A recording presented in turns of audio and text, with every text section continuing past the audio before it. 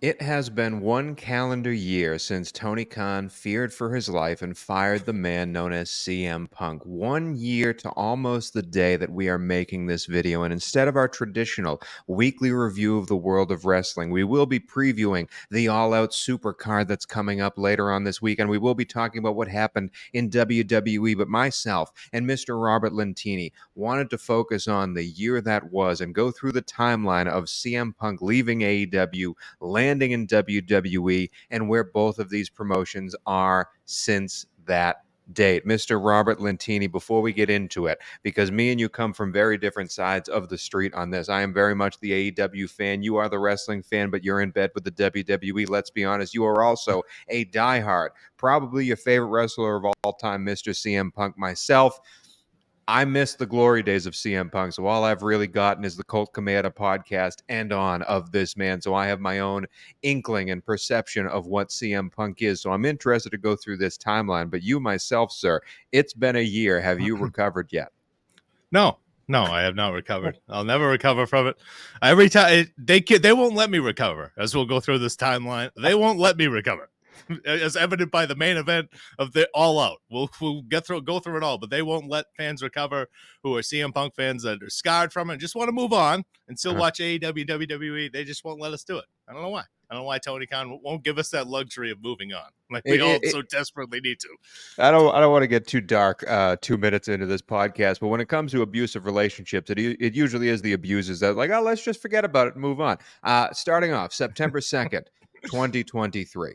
Okay, CM Punk had the fight with the Young Bucks after making fun of Hangman Adam Page and the rest of them. I'm working with a bunch of idiots, whatever the quote may be. Has the fight with Omega and the Young Bucks. We don't know exactly what happens. He leaves for a long time, comes back, has a whole new show dedicated to him, and at the Wembley, the first pay-per-view at Wembley for this organization, All In, has a fight backstage with Jungle Boy Jack Perry, which forces on September 2nd, the week of All Out last year, Tony Khan to not come out in front of the crowd, if I remember correctly. He did it from a backstage interview saying that his life was threatened. Oh, Bob has something to say. His life was threatened, and CM Punk is no longer with the company. Bob, what do you remember from that date, and what am I forgetting? Well, he also addressed there was a collision in Chicago, of course, because All Out's in Chicago. Collision was in Chicago. He did address the crowd, too, off camera before the show, and he was like a substitute teacher sitting on a chair on the entrance ramp discussing, life and all the troubles. But he did address it and got booed. But he did. I will give Tony credit for that. He did say his life was in danger ridiculously, but he did also stand up there like a man in Chicago and say, I had to fire your favorite star. Yep, not the easiest way to go about doing it. But yeah, CM Punk fired. Was this a surprise to you after hearing what happened? We still didn't know. We didn't see any footage. We didn't know anything that happened with the Young Bucks back then. We just knew it was kind of rocky and shit was going on. And you can go back to the fight, and we will in a second, about who was in the right, Jack Perry for calling him out during the pre-show match against Hook, or CM Punk overreacting backstage before the biggest show that this company has ever had. He has a fake championship belt that he's walking around because he's still mad that he lost it due to the original suspension. CM Punk is in his own world in this. Who was right, who was wrong is not really what I want to talk about here. But in this moment, Tony Khan firing this man, was this a surprise to you that week leading up to it that CM Punk was no longer with AEW?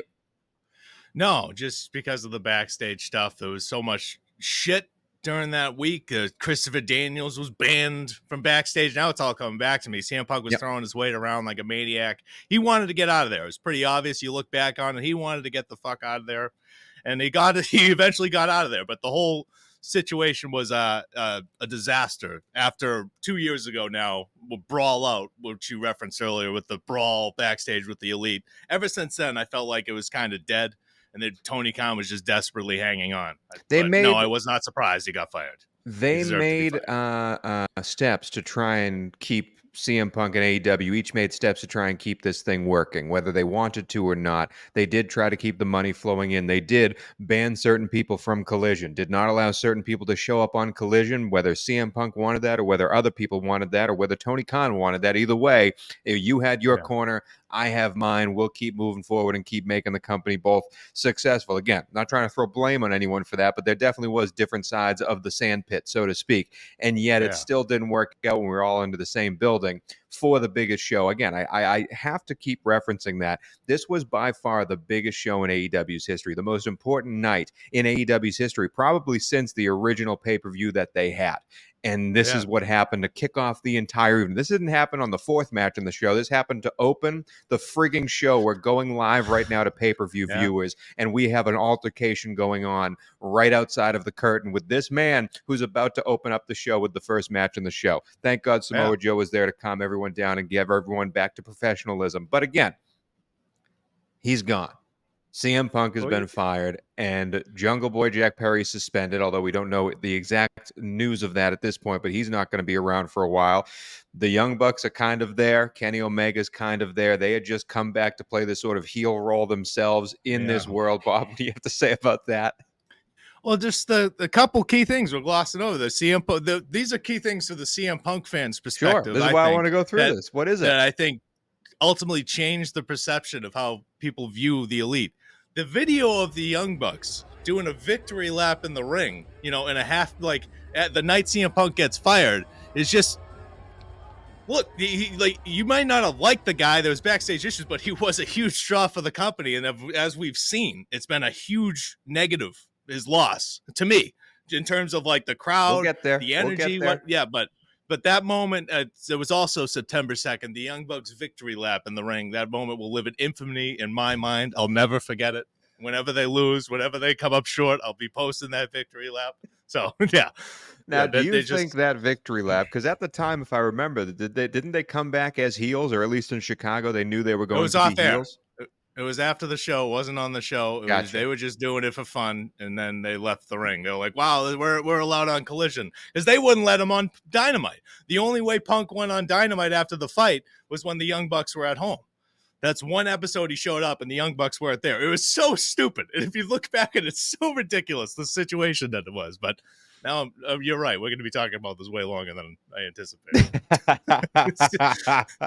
Again, we do not know who made the rules of who could show up when. We just know that those were the rules.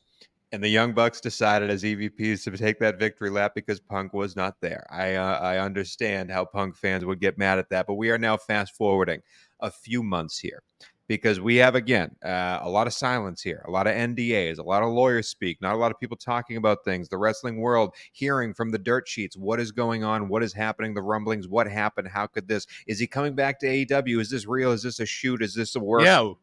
We all thought he was the devil for a while. I was convinced he was the devil in that stupid storyline. Yeah.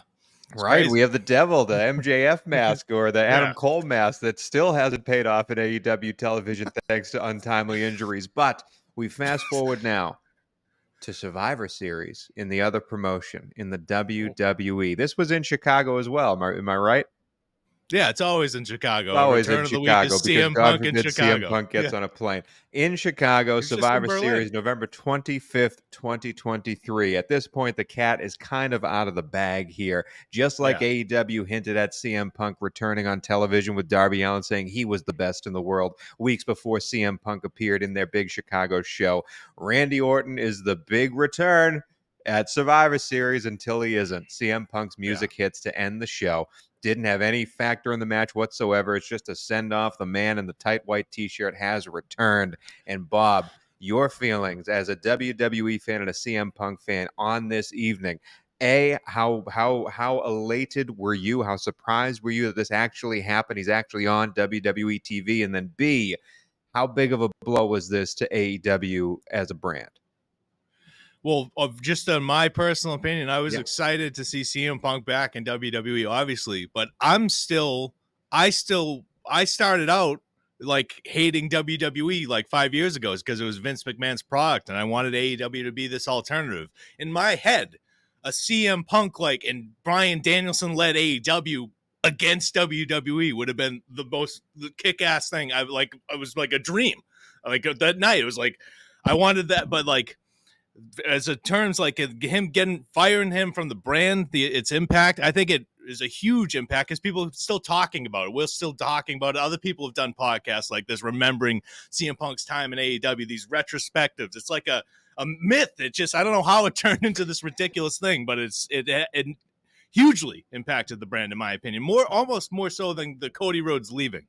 just because how much of a scandal and how ridiculous this was, and the stink it still has left. So yeah, Now, it negatively. I was excited to see him back in WWE, but in a perfect world, CM Punk would still be in AEW. In my world, against WWE, against Cody Rhodes, against all these people. Well, yeah. I ask you about the blow to AEW because clearly today, we're not to spoil the future here. AEW is in a different place, a worse place than they were a year ago. This is why we're doing this retrospective here. So I ask you about the blow this was to AEW because I want to find out. Not to say they're a dead company; they're not a dead company, but where was the death blow? Out of all these timeline events, we're only on number 2 of a few events we're going to talk about here. We haven't Where gotten was to it, to me. the death blow? Because I think CM Punk coming back to WWE, I think that hurts. That's a punch in the jaw. I absolutely think it's a recoverable thing to AEW here. And I don't Stars think come and go. they recover. CM Punk's a huge star, but stars come and go all the time. That shouldn't have been a big deal. It should have been unfortunate. This really sucks. Let's never mention him again. That should have been the move, but that wasn't the move. So let's continue, I guess. Right? Now, to be fair, not everyone stayed silent on either side here. But let's move forward now to January 27th. We're now in our year 2024, the Royal Rumble. CM Punk had done a house show at this point, but he hadn't really wrestled on WWE full-blown TV in a meaningful match until he's in the Royal Rumble. He blows out his tricep in this match, but is back to not lose to Dusty Rhodes' son, as you told me off air just before this when I was misremembering how this went, and Cody Rhodes throws CM Punk over in a really memorable Royal Rumble, a true Royal Rumble. We did not know who was going to go over. What moves forward with Cody Rhodes, we all know how that story was finished. What moves forward with CM Punk is that big injury. However, Bob, again, going back to childhood hero here, Bob, CM Punk's in the Royal Rumble. How big was this payoff for you? Well, I liked it. I liked that I didn't want him to win because I'm old now. And as 12-year-old me, I would have been devastated that CM Punk didn't win. But now I didn't want him to win. I wanted Cody Rhodes to win for the story. But the impact of him getting injured in the match proved everybody right about his, he's not a durable wrestler anymore at all. He never has been. So he's an injury-prone guy. I knew that before this, but that was a huge him getting injured at his first match. Hey, you look at his timeline, CM Punk's timeline. It's unbelievable. The guy's just always injured, but everybody's still talking about him. He's I don't understand how he does it. I don't understand how it works that way. But yeah, it was devastating that he got injured. Great to see him back, but pretty short-lived excitement that you find out the next day on Raw he's in a sling crying. So that sucked. Even for me, again, the AEW fan, the man that I do not like CM Punk. Watching this match, this Royal Rumble match, I thought it was an excellent appearance by him in this match. Again, injury, that sucks. You can't help those. I thought this was, if we're going through the timeline, to me, this moment right here is the height of WWE. CM Punk timeline. Yes, CM Punk has done more since then. He's in a big feud coming up here, still fighting with the same man he starts fighting on this evening. This was the height of the CM Punk experience in the return to WWE. I thought it was fantastic. I also don't think this was the death blow to AEW, having CM Punk versus Cody Rhodes in the main event of the Royal Rumble to see who goes to WrestleMania. That's a pretty big punch that I think we kind of gloss over how meaningful that is, that these guys not that long ago were warring in the other promotion, but I still don't think it's the death blow. Do you? No, we're not at the death blow yet, to me. The death blow is coming up in a couple more. Go ahead. A couple big moments that we're going to fast forward to because, again, CM Punk's injured. So he's recovering. He's not really talking about a lot of things. AEW is trying to swim along in what they're doing. And yet April 1st, April Fool's Day, CM Punk appears on the Ariel Helwani podcast. Bob, you want to take us through what was talked about there? Yeah, I'll just go over a little cliff notes. He gave his side of the story. Said Jack Perry approached him backstage. He couldn't talk about Brawlo because his NDAs. The NDAs in Tony Khan's company are unbelievable. It's like someone died. You got to sign an NDA for a skirmish backstage, but whatever. Moving on. So Jack Perry, he tells his side. He gets approached. He says Tony Khan's not a real boss. He's a nice guy. And he asked Tony Khan to handle the Jack Perry situation after he said real glass, cry me a river on the kickoff show against Hook. Tony Khan didn't handle it, according to CM Punk. So in CM Punk's story, Jack Perry says that he walks up to Tony Khan and says, do something about it. then walks back, doesn't do anything about it. Then there's a fight, and then he yells to Tony Khan, "I quit," right next to him. That's his series of events. I'm not sure I totally believe, even though I'm a CM Punk fan, I'm not sure I totally believe that exact series of events, but I saw the video. We'll get to that. But yeah, that was the gist of it. He talked about Hangman Page, about him going off script, about whatever the line was, about Colt Cabana getting fired. I forget the line, but the whole crux of the CM Punk's issues in AEW were, why are you spreading rumors and lies, according to him, about your top star, about your biggest guy? You're only hurting yourself. And that was basically the crux of it, him shifting blame from himself onto everyone around you, him. And now, if you believe him or not, that's up to you. I believe some of it. I don't believe all of it. I think there's plenty of blame to go around, and we'll get into that next. But that was the gist of the Ariel Helwani experience, his podcast appearance. Just none of it's my fault, was basically that whole podcast in summary. But he gave his side of the events, and I agreed with a lot of it. I didn't agree with a lot of his actions there. Before that, I didn't agree with his rant. At brought All Out 2023 or 2022 next to Tony Khan. He did a lot of shit wrong there, but that was that podcast. Just none of it's my fault. I think right here is a pivotal point in the whole storyline, because to me, this is the sliding doors moment. This is the decision for you to walk either one way or the other way. Because if you let what I've found in my past, in my personal experience with people that I like to call narcissists, if you let them start digging, they're thinking they're burying you, but at the same time, they're digging their own grave. And I think if you would just let this CM Punk Ariel Helwani podcast live on in infamy as the last note of this sonata that we're going through right now, I think AEW would have come out not on top monetarily, but on top when we look back at this feud. Because as you said, CM Punk here deflected all blame. And there's blame to go on both sides. But CM Punk deflected all blame here. And as a narcissist that he is, came out saying, if AEW had just played ball, I'd still be there and everything would be fine. We both know that would never have happened with the road we were going down. Now, who was driving the car? I think there were many hands on that steering wheel, but one of those hands was CM Punk's, most certainly. Now, if this had been the end of it, I think we're in a completely different world in AEW. I truly think this right here, the next week, is the death blow to AEW, because just 10 days later, AEW comes out and releases the footage backstage. Now, here's the thing.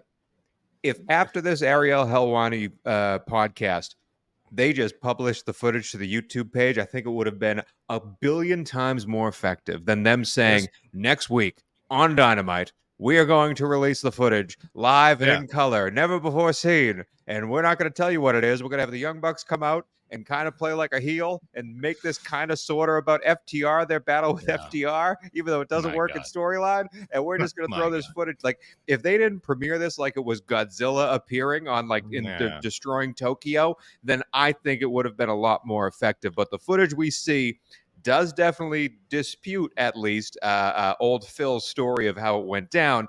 But it also is just... I mean, it's a tussle. Don't get me wrong. We made videos on this very channel where I'm saying, like, Phil went over the line here. He attacked a coworker, but at the same time, they played this up that Phil came in with a handgun and started shooting. And that's not the case that happened.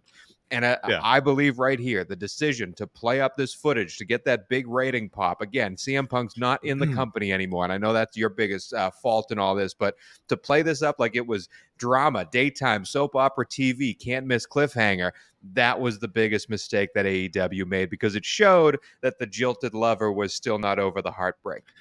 Bob, how'd you feel about this footage? Yeah, if AEW doesn't get back to where they were a few years ago, this to me will be the moment that I will look back on, just because of what Tony Khan initially said he feared for his life. Okay, so if you're going to show the footage, you better damn well show the part where he feared for his life. Because if someone leans out over me and say, I fucking quit, and shouts in my face, I might crap my pants a little bit. I'm gonna be, oh Jesus! Well, I'm not, having a heart attack and fearing for my life. So that part didn't make sense to me. That was all legal talk from Tony, as it turns out, which is very frustrating, because they present themselves as this alternative brand and the alternative to WWE. That was a very WWE move. Firing CM Punk and then going and releasing the footage is all very WWE 12 years ago move. that just totally flipped the coolness factor, totally flipped in this one moment where you see these guys dressed in Dumb and Dumber suits and top hats showing footage of the fight with Jack Perry 8 months after he was fired because of a podcast interview is a little insane. It's just like CM Punk like has creative control over AEW whenever he talks.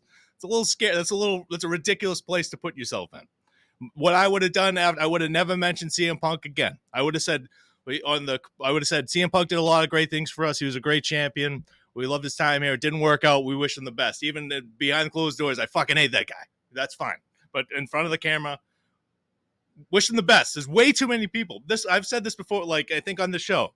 Tom Cruise is the star of Mission Impossible. Yeah, I'm not going to see Mission Impossible with anybody besides Tom Cruise. If he gets in a fight with Simon Pegg on set, I'm not firing Tom Cruise. I'm firing Simon Pegg.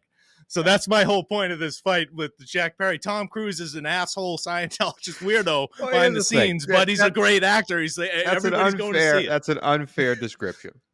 Right. So extra number, since Jack Perry's not that big of a star as Simon Pegg, you're right. So extra number 12. No, I understand. CM Punk was the money man. He was bringing in the tickets. He still is. Overwhelming sales, overwhelming tickets, overwhelming box office booms.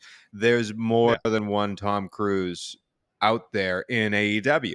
And yeah, but if Mission Impossible fired Tom Cruise and like hired some shithead and then released the video, I think a better analysis is whatever the word is, metaphor, analogy. I think it's The Rock in Fast and the Furious.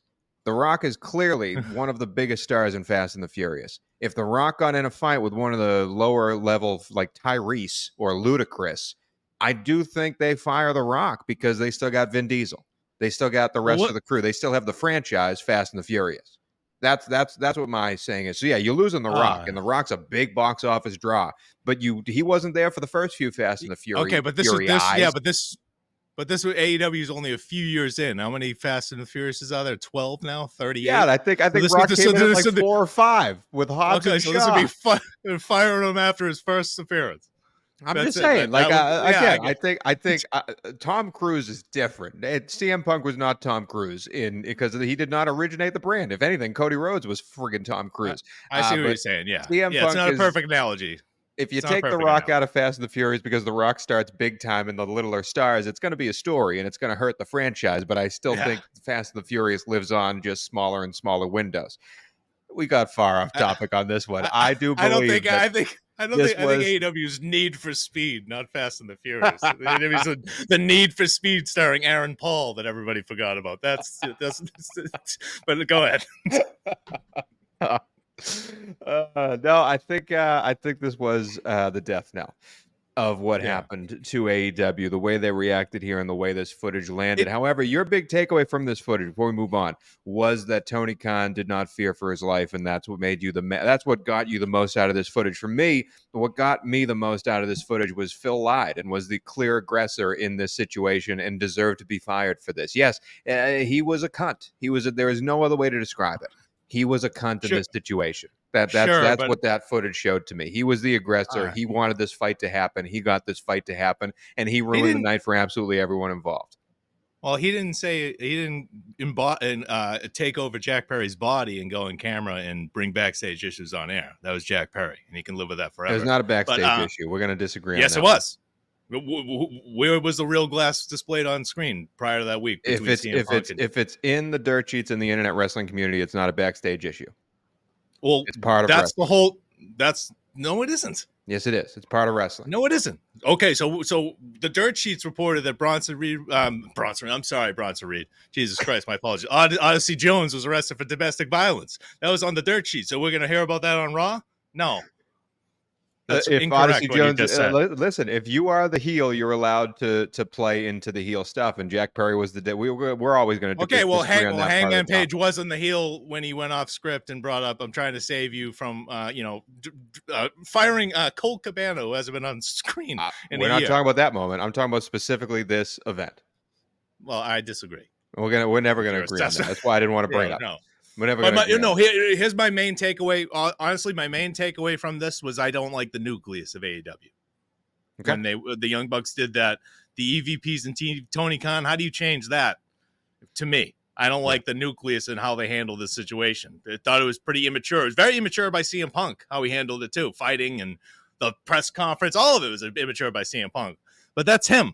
That's one guy. You're a company. You're supposed to have a big meeting and say, let's not fucking air this footage, guys. I know you heard about it. I know everybody's pissed. Let's try to just move on and act like it didn't happen. Just move on. I wish, but I understand in the moment, 9 days later, them being very upset about it, but it's just a big mistake because that was on TV. That's never going to live forever. That moment, that footage thing, that them sitting in that little back room with a bunch of shit behind them with that little 12-inch TV. I don't know what the fuck they were thinking with that. They made it like a comedy segment. But okay, moving on.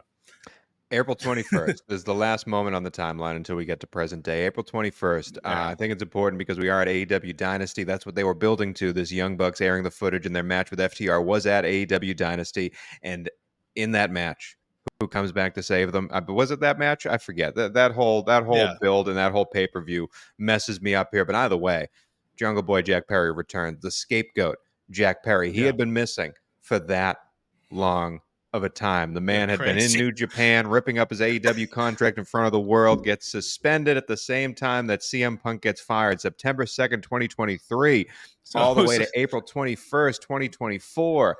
The airing of the footage, the Ariel Helwani podcast, that is the reason Jungle Boy Jack Perry, the scapegoat, is back in our lives. And let me say, I think out of all of this, the person who got the shortest end of the stick was Jack Perry. Because he may have been getting paid by this, during this time. It's not like he was suspended with time on, he was still making money and still okay in real life.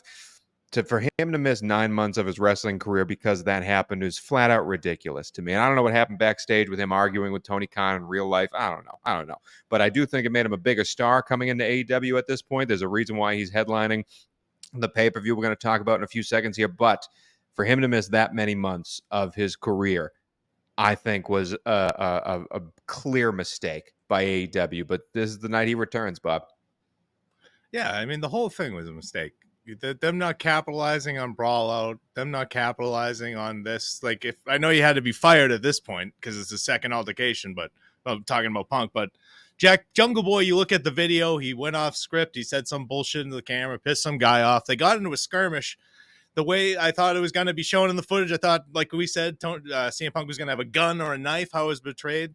Jack Perry really didn't do anything besides talk some trash, and he got shoved and put in a headlock, and that's it. So I don't know why he had to miss 8-9 months, why it took so long. They could have done a lot with it.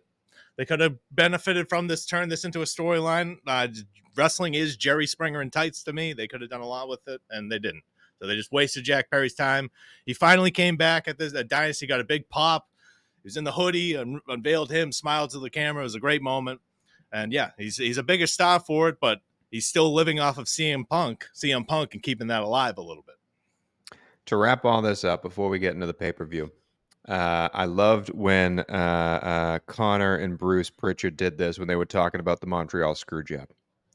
Oh, okay. Bob, if you had to say at the end of it all, who screwed Punk?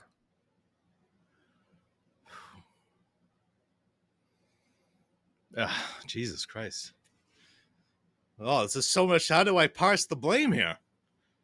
It's him and it's Tony above Young Bucks in the Elite because Young Bucks in the Elite are talent. It's Tony. To me, it's Tony Khan for not having a grasp on the situation as a leader. Separating the brands is such a ridiculous idea. Let's just create a new show. Let's not squash this. Let's just create a fucking new show. So I'm gonna say CM Punk and Tony Khan screwed CM Punk, I guess. But I put most of the blame on because CM Punk has always been an asshole. There's millions and millions of stories about that. Tony Khan should have known that. I put a lot of the blame on Tony Khan for not knowing that you can't just collect talent like it's a video game and not. You gotta. These are people. They have egos. You gotta do stuff. He just missed it. He just missed it and let it get way, way, way too out of control over Colt Cabana. Mm-hmm. Your biggest draw you're probably ever gonna have, and he's gone over Colt Cabana. So that's, to me, like, Tony Khan didn't know how to handle the situation. I appreciate what he was trying to do. He's trying to battle WWE, but he just didn't think of that these are not a spreadsheet. These are not like things that you can just punch in, and this is going to be a dream match. You have to talk to these people, and they have to be able to work together in some kind of fashion. And he just dropped the ball. So Tony Khan screwed CM Punk, in my opinion, but that doesn't really make sense because I don't CM think Punk you're is wrong. better off now. Yeah, go ahead. I don't think you're wrong. I think there's a lot of blame to be thrown around. I don't think there's just one answer to this. But at the end of the day, adults need to act like adults. And at the end of the day, to me, Punk screwed Punk. Yeah, you can Yeah. say he came in and he's known to be an asshole. He definitely lived up to that title. Do And you I'm not think going the to Young expect Bucks are leaders? I'm not going to expect an old dog to learn a new trick or a zebra to change its stripes. But at the same time, just because people think you're an asshole doesn't mean you always have. I'm still going to blame you for being an asshole. Punk screwed Punk, Yeah. and you can't change my mind on that one. But You that is can't it. change my. You cannot change my mind that the Young Bucks and Tony Khan are terrible leaders either. So there we That are. is it That's the effects of CM Punk. for I the hate CM AEW Punk now. retrospective. Yeah. Only took 31 minutes, Bob, but we got through Jesus it all. Christ. I It's only cut been out a like year. half my thoughts. We'll be doing this a 2-year anniversary if we still do this. Because after CM Punk gets fired by WWE in a year, we all know that's happening. All right, moving on. Moving on, the Right? reason why we're doing this, not only is it the year anniversary, but we do want to talk about the pay-per-view that AEW has coming up because the scapegoat Jack Perry is in what could be the main event. Probably not the ending show, but definitely is fighting for the biggest title in that company. So quickly, Bob, we do this for every AEW pay-per-view. We're going to go through all 8 matches, and this pay-per-view still has a price to it. So how much 50? money would you pay for each of these matches individually, and does it add up to the pay-per-view price at the end of the day? I thought it was a really interesting AEW Dynamite to close out and head on to the pay-per-view. I do not know why they're having another pay-per-view just 2 weeks after they just had a pay-per-view. That never makes sense to me, especially when you're going up against the first week of NFL action, the second week of college football action. I think it is a blow to what AEW is trying to build, but hey, that's not me, because I again loved setting up some of these storylines here, even though we switch from babyface to heel so much in this company that it doesn't make sense anymore. Bob, Yes, first sir. match I'm excited to talk about here. Willow Nightingale versus Chris Statlander in a Chicago street fight match. This has been a mid-card feud that has been building for quite some time, and this seemingly is the blow-off match between these two challengers. What are you paying to watch this match? I'll just go 5. I mean, that I will might be a too. little high, but I like Willow a lot. I like Statlander a lot. I would have liked this match on the all-in main card and not the tag match on the pre-show. Yep. I think they deserve that, but if they're gonna get it here, that's fine. I don't know who's the champion. I'll just pick Willow Nightingale to win if we're picking predictions too.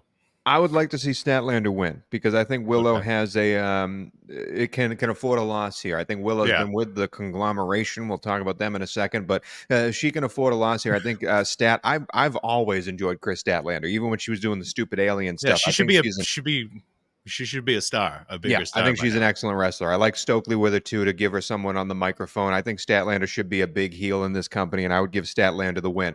But yeah, I'm paying $5 for it too. I really enjoy both of these wrestlers, and give them time, Tony. Give them time to put on a show, especially a Chicago street fight. I think you'll get an excellent result out of that. The tag team championship match is the Young Bucks, who are the champions, defending their titles against Claudio Castagnoli and Wheeler Yuta. This match was the last thing we saw, sort of before Hangman and Swerve had their tete-a-tete. They just challenged him out of nowhere. Claudio literally said, I'm not doing anything at All Out, so I challenge you guys. After there was a big altercation, after a bunch of people were fighting, it was chaos to end the show. I am always going to enjoy a Claudio Castagnoli match. I'm always going to enjoy a Young Buck tag team match. This match had zero build to me. I'm not giving it any money whatsoever. All right, I'll give it a courtesy dollar. A courtesy dollar, and the Young Bucks retain, but it's a courtesy dollar. I thought the Young Bucks weren't going to show up, so I'll give them $1 a shot. They were on the poster and then removed. Yep. So it's like they're not going to be there. So I'm just Britt happy Baker, they're by the there. way. Well, who knows what's going on with Britt Baker at this point, man? WWE bound. Good luck with that, Britt. You'll certainly stand out there. Let's move on though to the 4-way Continental Classic Championship match. We don't know who's in this match other than the champion Okada. I will tell you, out of the 3 matches that we're going to see on Collision or Rampage to see who fights here, it's going to be Takeshita, it's going to be Orange Cassidy, it's going to be Mark Briscoe. Assuming those are the 4 wrestlers, Bob, are you excited for this match at all? I mean, I think it's going to be great wrestlers in there. No. I'm just not. It's a good match, but like, you know what I mean? Like, Yeah. it's just slapped together. It's thrown out there. So no, I'll give it $2. Just Curtis, like, for the talent involved. Yeah. That's the lamest freaking compliment I could give. I know Okada's not going to put on a match that's not worth $2. Yeah. People have been I gave it criticizing 3. Okada. Okay, so 2 for me, 3 for you. Moving I on. gave it 3 because I think they're building Takeshita versus Okada, even though I guess the Don Callis family are good guys now. I think that's what they're building towards, and I'm excited to see that. And if this is the first step towards it, I will be very excited. The reason why I did these last 2 matches in a row, though, is because we just had Claudio versus Okada in an excellent match that didn't really get a Yeah. clean finish, and now we have Okada defending the title, and Claudio's not in this 4-way. That doesn't make any sense to me. That doesn't make any sense to me. He's got to fight. He's got to fight the Young Bucks. I mean, it's a big match. It's so easy to put him in this match and still not lose. Like, you have 4 people. He should be one of the 4. It doesn't make any sense. It doesn't make any sense. Lot of stuff. That's what you get. Speaking of Blackpool Combat Club, Pac, who is one of the trios champions with Blackpool Combat Club, is facing off with Will Ospreay for the International Championship match. He ended the AEW slamming Will Ospreay's head through a very dangerous travel box that we always see. And Will Ospreay seems to be injured heading into this match. At least that's what we're going with the storyline. Listen, you put these 2 in the ring together, I'm paying $5. I'll go one more. I'm going to go $6 on this one. I'm really looking forward to this. I'm really high on Will Ospreay. I was shitting on him a little bit at the beginning because I didn't think he could cut a promo. I was wrong, bruv. This guy's great. Give him another win. And Pac's always great. The Bastard's one of my favorites. I don't understand why he disappears from AEW television for months on end all the time. But yeah, whatever. So Ospreay's far, we have winning 4 this match. matches left, Bob, and we're at 14 and 13, respectively. So that's not good. That's not good. Mercedes Moné is defending her TBS championship versus Hikaru Shida, and Camille, her Diesel, is banned from ringside for this match. I like that Shida's calling herself the Ace. I think that's a real fun gimmick for her. I think Shida's really fun, and I think these 2 together are going to be an awesome pairing. But I thought that with Britt, too, versus Moné, and we obviously saw what we saw there. I'm paying $0 for this match because there has just been nothing to get me to click on the TV for this. Man, Monet's been just really hasn't been doing it for you so far at AEW. I'm going to go $2. There's been no feuds, Bob.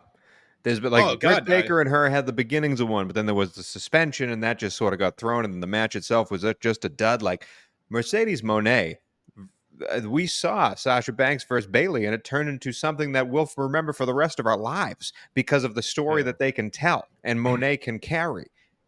We just haven't had it. Like, if Shida and Moné have this match and then they never face each other again, what has been memorable about this build? Nothing. That's what I want. Give me some length. That's why you can't friggin' have 2 pay-per-views in a row, Tony Khan. What'd you pay for it? $2. $2. All right, you're up to 16. Only 3 matches left. MJF has come back. He has been the heel. He took the loss against Will Ospreay. He lost his All-American Championship because of Daniel Garcia. Daniel Garcia comes out to start Dynamite, has a big promo talking to everybody, rips MJF apart because he's standing in the crowd. I thought it was the best Daniel Garcia has ever looked. He goes to attack MJF, gets a bottle broken over his head, is left bleeding. On the ground as MJF says, "I'm making you mine." It's all about breaking Daniel Garcia's neck, and there's real heat between these 2 guys. We still don't know if Daniel Garcia is technically re-signed to AEW. MJF will be fighting. We have not done predictions, by the way. Who the fuck cares? All the titles are being retained so far. I don't see anyone winning that's not going to win here. MJF versus Daniel Garcia, though, is the first one where I don't know who the winner is. I am excited to see this match, even though I'm not the biggest Daniel Garcia fan. I am the biggest MJF fan. I'm giving it $10. All right, you're higher than me in this one. I'm sticking at 5. I'm more interested in Ospreay versus Pac. And look, I like Daniel Garcia as a mid card guy. I don't like him. I don't know if they're trying to give him like millions of dollars and trying to make him into this someone he's not, which would be unfortunate for Daniel Garcia. If you try to push him to the moon, it ain't gonna work out how they think it is. So I'm going 5. I will be I'll be stunned if MJF loses this match. I would be just absolutely stunned. Please don't do that. Have MJF win this match. You can't. I'm tired of MJF being used to make other people. I want to see MJF be a badass on his own. I feel like this is just to make Daniel Garcia. Fine, have him have a good effort, but MJF wins. I do think Garcia comes out on top. I do. That would be awesome. Daniel Bryan Oh, versus Jungle Boy Jack Perry, the man, the myth, the legend, the scapegoat who just returned to Dynasty not so long ago. He is in a championship match against Bryan Danielson himself. in And Chicago. we know that if Bryan loses, it will be essentially a retirement match here. Yeah. Perry's going to come in as the huge heel. Bryan ended the show saying he's going to kick his effing face in. And I will watch any Bryan Danielson match. I'm not Yeah. too thrilled because I think I know the finish here. I don't think Bryan is going to win the belt just to lose it and retire the 2 weeks later. Yeah, that would be But unbelievable. I'm very happy that the scapegoat is getting this shine here. And I also think, based on the angle we saw to end Dynamite, this is going to be a big chicanery match. There's going to be a lot of Yeah. outside interference, and it's going to be a lot of fun to watch. A lot of tables are going to get broken, people thrown off the stages. I think Bryan retains. I'm giving it $5. I'll agree with that number. I don't want to go over 5 at all. If it's Jack Perry, it's in Mhm. Chicago. He's going to get Chicago heat. It's a throwaway match. They're not taking the title off of Danielson, like you said, No. 2 weeks after he won it. They're going to elongate this as long as they can, as they should. So yeah, $5 should be a fun match, but I wish it was somewhat other than Jack Perry, but it's not a big deal. So it's just $5. Last match of the evening, an unsanctioned, Yeah. excuse me, lights out steel cage Yeah. match. I mean, you throw that many quantifiers in front of a match, I have some question marks, but Yeah. Hangman Adam Page, we knew it was coming when we saw it on the internet and then to open up Dynamite that Swerve bought his old childhood home. And Hangman Page shows up at the end of Dynamite and burns that thing to the ground in what Yeah. was one of the biggest fireballs I think I've seen in Yeah. quite some time. I mean, I'm Right. not a I don't know a lot about practical effects, but I will say Hangman was dangerously close to those flames, at least Yeah. from the angle that we saw, and he set that house ablaze. My Yeah. question to you, Bob, we said last week how much we really enjoyed Swerve's true heel nature. And now 1 week later, Swerve's crying in the ring because his childhood Yeah. home was destroyed by Hangman Yeah. Adam Page. Uh-huh. I have no idea. I have no idea if they in AEW even know what a babyface and a heel is. But Yeah. the amount that we've gone back and forth, back and forth, back and forth. There's no title on this match. This is a blood feud, clearly, but there has to be a good guy and a bad guy, and I couldn't tell you who is who at this point. I'm still giving this $15. I Okay. should be giving it a lot more because this is seemingly the end of the feud. This is seemingly it. Okay, an Yeah. unsanctioned lights out steel cage match. These guys are going to go to war, and I'm paying money to see that. However, I should be paying more, and the reason I'm not is because we have flipped and flopped so often on who's the good guy and who's the bad guy. So I'm at 15. It takes me to 43. I'm not buying this pay per view. Bob, what about you? I'm at 10. So I think I'm lower than you this time. Yeah. But I have the same exact complaints about this match that you do. So you kind of stole my thunder there. I was just my opening comments about this match is who's the heel? I don't understand who's the heel. But yeah, just Swerve Strickland is better as a heel. Hangman Page seems to be better as a heel too, with this crazed look and the mustache. I'm really digging it. But you got two heels against each other. Both the crowd loves both of these guys. Yeah. But they're both supposed to be heels, or are they? That's Yeah. my problem. I don't know what's going on. I just know they're going to kill each other. And I know the backstory. It's a wild backstory. This rivalry's been kind of like the Drew McIntyre Punk rivalry we talked about, just going on forever and ever. And I hope this is the end of it, like you said. But yeah, I'm $10. I don't know where that puts me. I think like 30 something. 36. Okay. Well, that's not too bad. I thought it was going to be lower. Be honest with you. Just you coming 2 weeks after All In. There's a I pay hate per view those. with 2 weeks of build, Bob. Yeah. So that's not too bad. If this show was like $20, I would be like ecstatic. They should think about that, but I don't think they can afford doing that. But that would get more buys. I think it should be $20. But yeah. No, I'm not buying this overall. This whole show. Neither am I. But I will be watching it. But I'm not. I don't blame anyone if they skip it. Yeah, it's a sad one. It just doesn't make sense that you would do a show 2 weeks in a row. It does not make a lick Last of week sense. it was the week after All In. Yeah. It was All Out. So just in that whole week, All In, CM Punk fired, All Out. Just What 6 crazy days. Yeah. Insane year. What a for crazy AEW. time. But that is it. Not in The a good way. AEW All Out preview show. And let's move on quickly to appease the masses. Let's talk about Rhea Ripley to get those numbers up for 5 minutes. Bob, here we go. What happened to Rhea Ripley this week? Well, Rhea Ripley and Damian Priest, the Terror Twins. We didn't talk about Bash in Berlin because there's a premium live event pay-per-view every day now. We can't fit everything in. We didn't talk about Bash in Berlin at all on this show. They defeated Damian Priest and Rhea Ripley defeated the Judgment Day, Dominic Mysterio and Liv Morgan at Bash in Berlin on Raw. Liv Morgan gets some revenge. They do a sneak attack. But more importantly, Jey Uso, about a month and a half ago, I've used this in about 800 articles on Sportskeeda. He asked Rhea Ripley to go to Waffle House in a backstage interview, and it went viral. And now they are officially like a couple on Raw. So I don't know if are you a part of the Yeet Nation? I think I've asked you that exact question before on this podcast. No, I am a part of the Yeet. I am a part of the Yeet Nation. For Jay. Happy for Jay. No, I couldn't care less. I love Jey Uso. I do not think I like the idea of Jey Uso and Rhea Ripley in a romance storyline. I don't know. That's not getting it. That's not. I don't think that's going to work out, but that's just my opinion on that. What do you think? Do you like Jey Uso and Rhea Ripley as a WWE couple? I love odd WWE couples. I do. All right. I do love mismatched couples. That's why I love Liv and Dominic Mysterio. It makes no sense that those two are together, but I like it. Yeah, I buy it. That Rhea Ripley and Liv Morgan's feud is obviously continuing. And then I'm just going to quickly ask this. So Jey Uso will be in the Fatal 4-Way next week for the IC title. Braun Strowman, Pete Dunne, somebody else. I forget. Who do you want? Do you think Jey? It seems obvious that Jey Uso is going to win that match to me and face Braun Breaker. Would you be interested at all in Jey Uso versus Braun Breaker at Bad Blood? Well, considering the other three names you went, who cares? It's going to be Jey Uso. I had it written down. Strowman, it's some guy off the bus and the dude in the back row catering. And Ilya Dragunov is the other name. I couldn't remember. The Mad Dragon. That's a name. That's the guy I would want to win. That's the match I want to see. They have a good backstory with Dragunov and Braun Breaker. So, I agree with you. And then I'm just going to throw this in there. Sami Zayn returned. We're moving on to the other segment. There's a quick WWE 5 minutes here. Sami Zayn returned, confronted Gunther.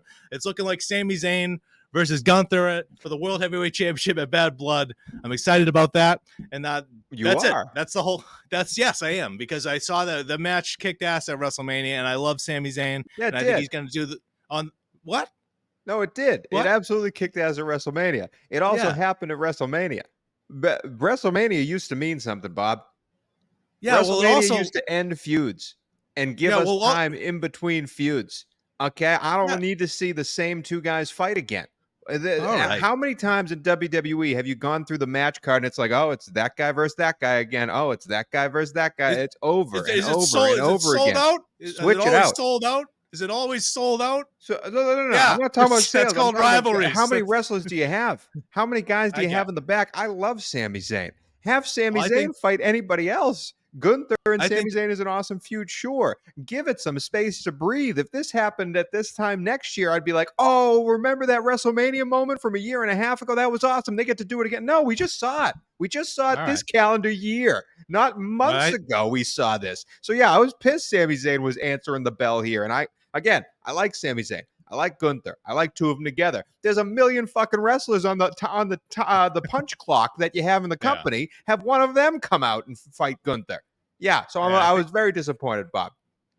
I think they're just going to give Gunther his win back and have him pretty much squash Sami at Bad Blood. That's how I would do it. Then great. I'm so happy that's on a pay-per-view, Bob. I'm so happy that we're getting 20 to 25 minutes of Slim Jim commercials for that to happen in front of us. Well, you don't have to spend $50 on this like AEW. So no, you just have to sit through easy with that pay-per-view term. It's premium live events, sir. I'll have you know.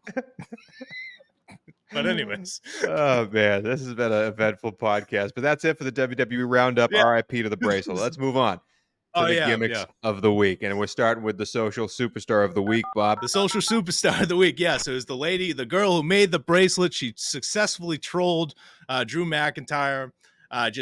He was bragging about shoving the bracelet down Punk's throat. He broke it on Raw and shoved all the things down his throat. The girl who made the bracelet just trolled Drew McIntyre by just 5 minutes and however long he was the world heavyweight champion. She tweeted out that time and went viral. I can't believe that this feud has been based off of a $3 bracelet since January, but here we are. But she wins the social superstar. Indeed. The Jericho Appreciation Society of the Week. During the Chris Jericho era. This is for the group that we want to break up, and for me, it's the Yeah. conglomeration. Mark Briscoe, Orange Cassidy, Kyle O'Reilly, Willow Nightingale, some other ancillary members in there, Shibata. I don't know. I don't know why they're together. I don't care. Listen, they're funny. Mark Briscoe's a funny dude. Stop it. Stop having 7 people on camera at once and calling it a faction called the conglomeration because Mark Briscoe can barely say the word. Like I don't think that's enough to keep a team together. The fact that Mark Briscoe struggles to say the name of the team. Again, these guys are funny. These guys are cool. They can be better doing different things. It's a stupid faction. I can't wait for it to break up. I agree with you. Lastly, and this is a very special one to us, it's the Jobber of the Week. And it goes to someone named Misa Kate, which sounds like a Star Wars character. But she is 0-7 in her career at AEW. She came back, had another jobber loss. Bob, props to Misa. Yeah, it was her first time back in AEW in 2 years. It was a massive occasion this past Friday night on Rampage. If you missed it, she lost to Mina Shirakawa in a 2-minute match, but she's 0-7. She's been making jobber appearances since 2021. Lost to Nyla Rose, Tay J, Anna J, and Tay Conti. She's lost to everyone. Yeah, she's run the gamut of useless jobber matches. Congratulations to Misa Kate, the first Hall of Fame jobber. I think we should give it. Absolutely, might be Misa Kate Jobber of the Week moving forward. We might need to pay our respects to Misa Kate moving forward. Yeah, we should change the intro. Just making a video of her like pointing at the camera. Misa Kate 0-7. AEW hasn't been around for that long, and she's still 0-7 in jobber matches. I'm thrilled for her, man. That's fantastic. That's awesome. Congratulations to her. But that is it for the gimmicks of the week. Let us end with the headlines of the week. This is when we tell you what the world will be talking about at this point next week in the world of wrestling. Bob, what is your WWE headline of the week? I usually struggle with these every week, but this one was easy. WWE has found a gem with Joe Tessitore. He made his Raw debut this past Monday night. What a natural. I've heard him calling combat sports before, college football. He fit right in. They tried this with Adnan Virk a couple years ago. It was a disaster. Joe Tessitore killed it. A huge signing by WWE. No, I think you're right there. My headline of the week is we are heading towards a long season of the Blackpool Combat Club versus the Elite. And I don't know if I'm too excited about it. We had Jon Moxley interact with the Elite and Jungle Boy Jack Perry at the end during Dynamite this week. There's a good chance the new version of Jon Moxley may become a part of the Elite here and turn on his Blackpool Combat Club mates to finish some of these matches that we're seeing. We have Bryan Danielson versus Jack Perry. We have Okada and fighting with Claudio Castagnoli. We have Claudio Castagnoli and Wheeler Yuta fighting the Young Bucks on this pay-per-view. I'm just saying, I think we're heading down a road of the Elite versus Blackpool Combat Club fighting for all of the belts in the company. And that, I believe, is what AEW is trying to save their company with. I'm not sure if I enjoy it, but that's going to be the headline, folks. And that is it for a very long version of the Ridiculously Lame Wrestling Show. But again, thank you, CM Punk, for giving us the content, hopefully the clicks, and all the CM Punk fans that hate me in the comments. But that's all we got today, Bob. Before we leave, though, we got to check in this week in the man that CM Punk loves, Ryback.